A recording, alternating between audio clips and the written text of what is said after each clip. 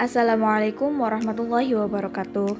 Yang terhormat kepada Ibu Herlinda Nur Afwa Sofia MSI selaku dosen pengampu mata kuliah Matematika Diskrit dan teman-teman yang kami banggakan. Perkenalkan, kami dari anggota kelompok 7 yang beranggotakan yang pertama yaitu saya sendiri, Syifa Usudur dengan NIM 1908105018.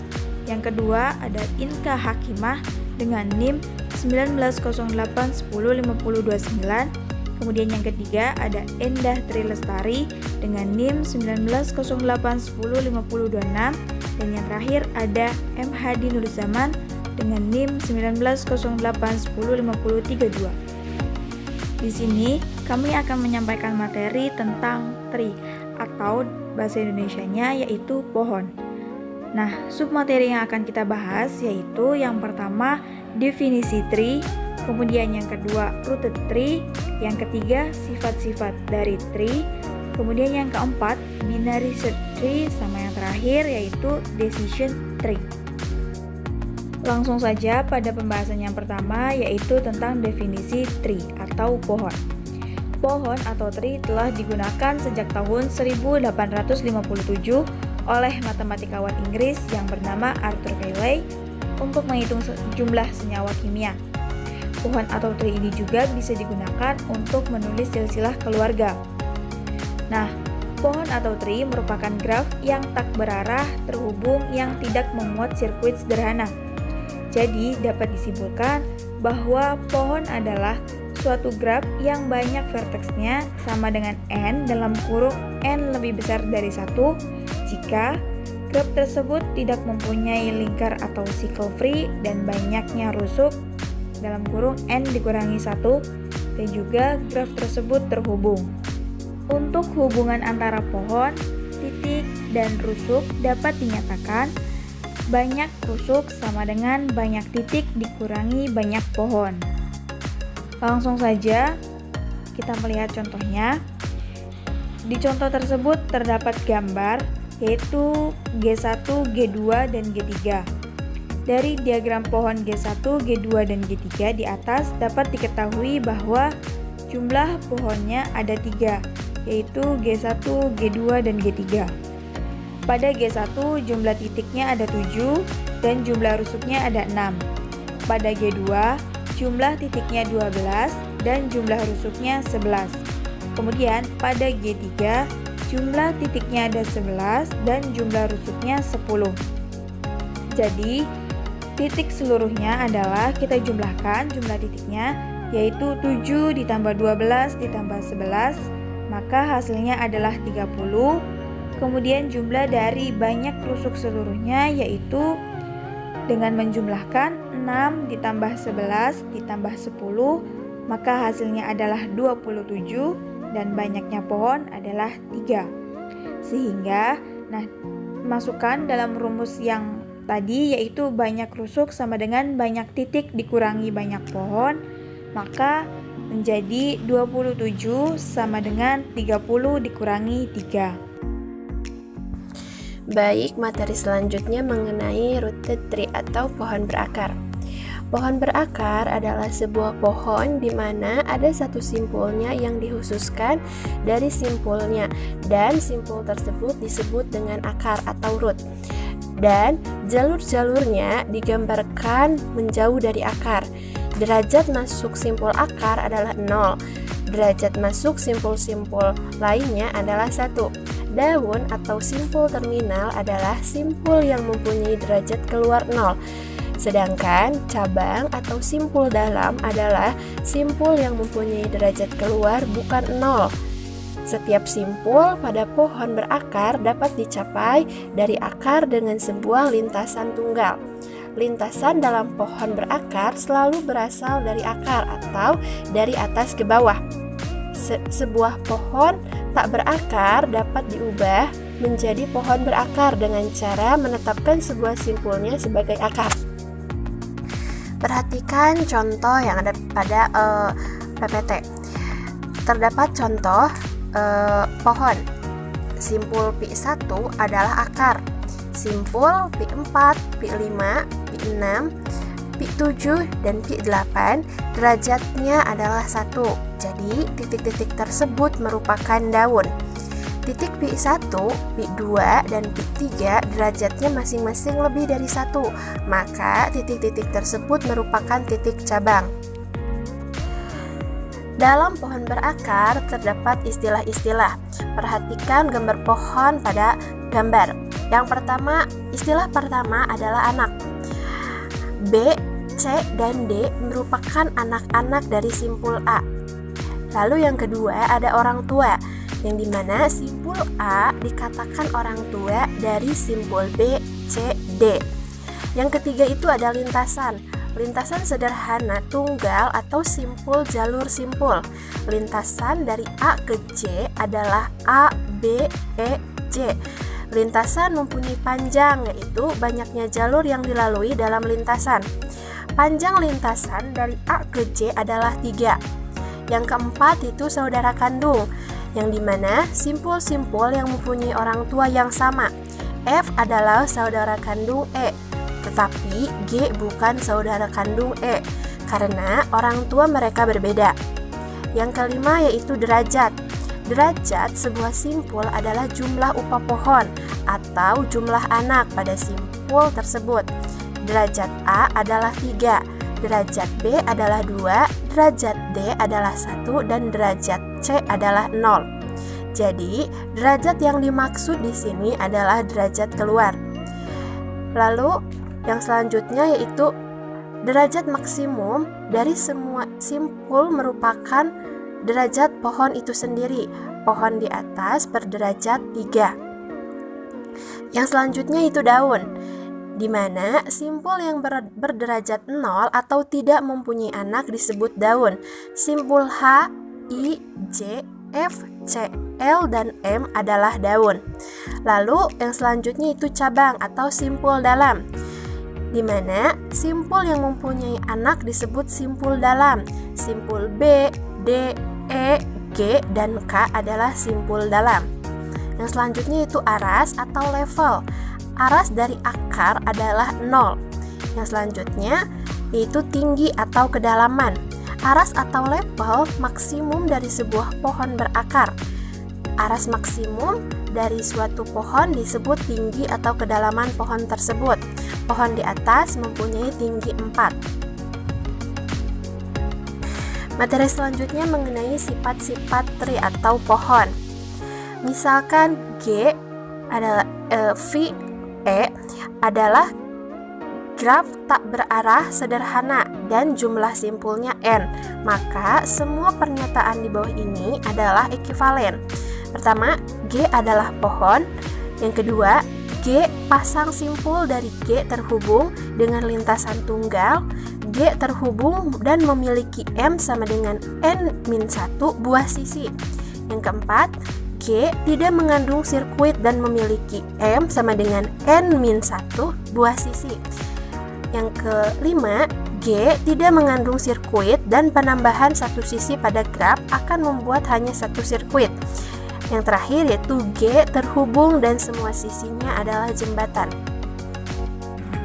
Materi selanjutnya yaitu tentang binary search tree. Pengertian binary tree itu adalah struktur data yang mirip dengan linked list. Bila linked list itu dianalogikan sebagai rantai yang linier, binary tree itu dianalogikan sebagai pohon. Binary tree itu dibagi menjadi dua kelompok. Yang pertama ada yang berurut, yaitu ordered binary tree. Kemudian ada yang tidak berurut, yaitu unordered binary tree. Kemudian binary search tree ini termasuk ordered binary tree, yaitu tree yang terurut.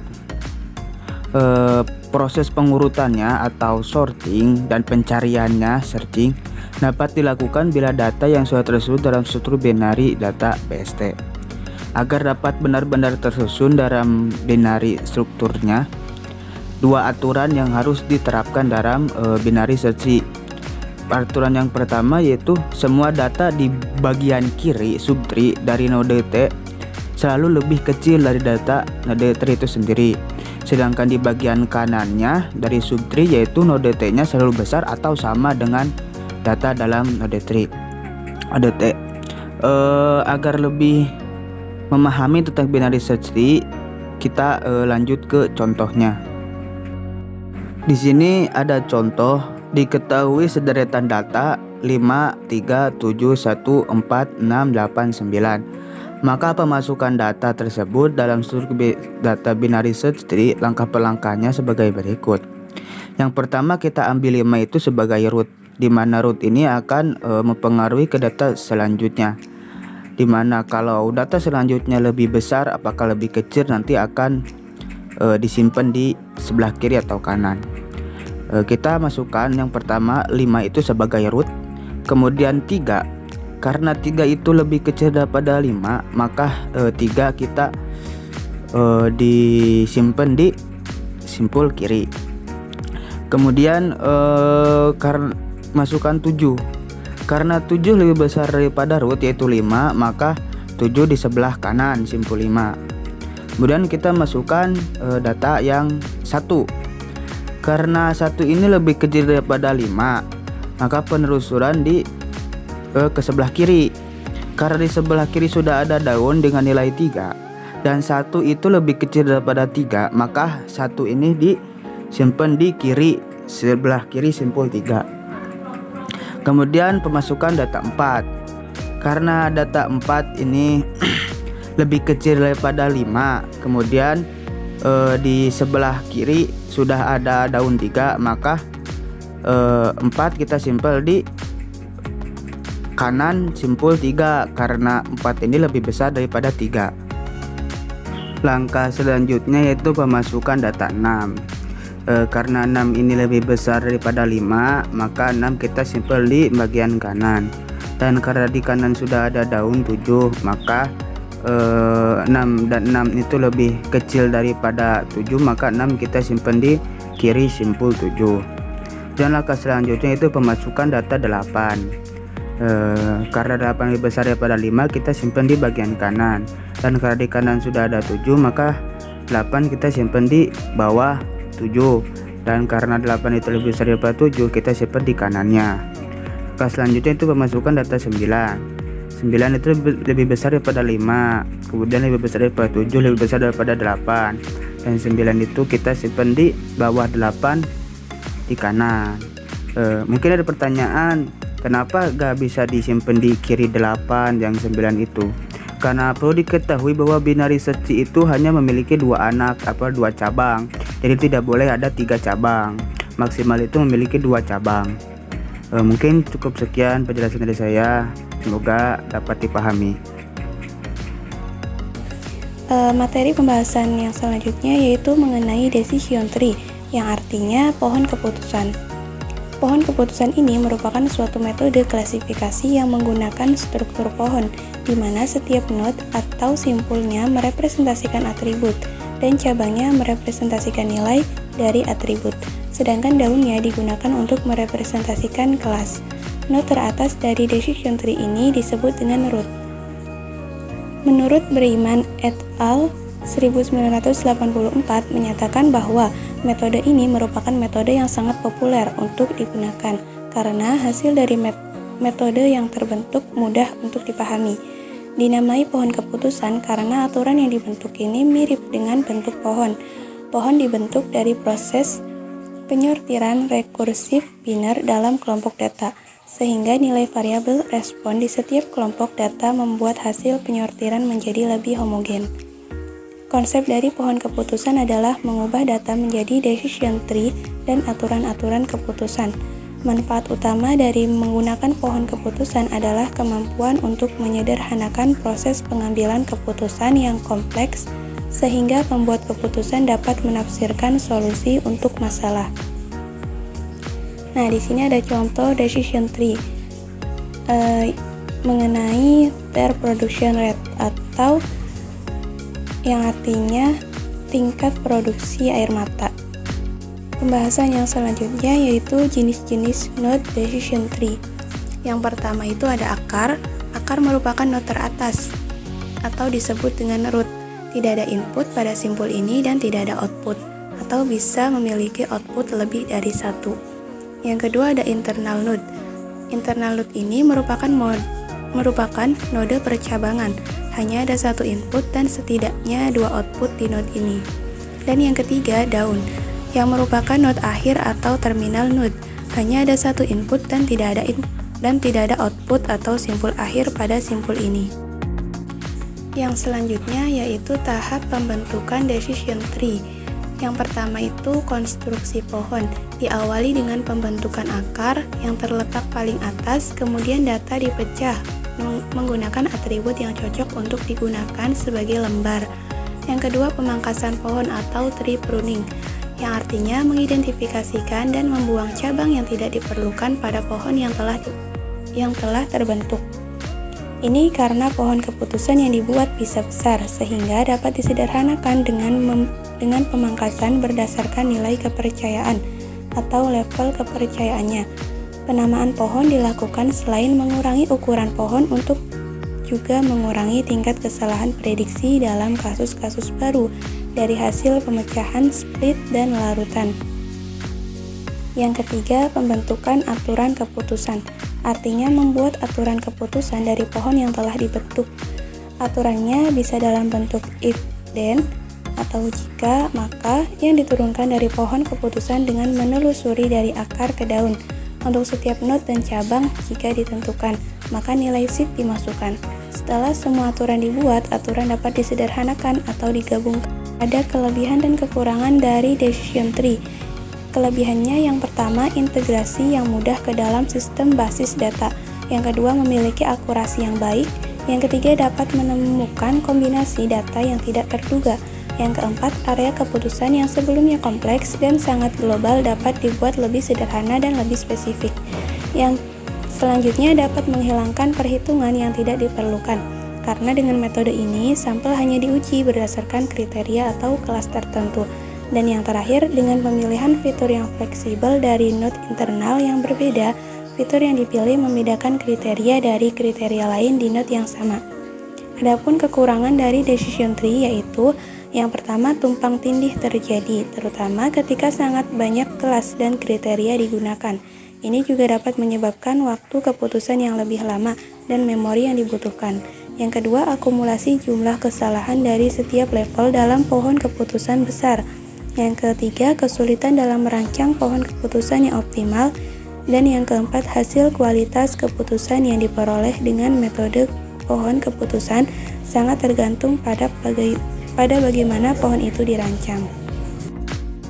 Sekian yang dapat kami sampaikan. Mohon maaf bila ada kekurangan.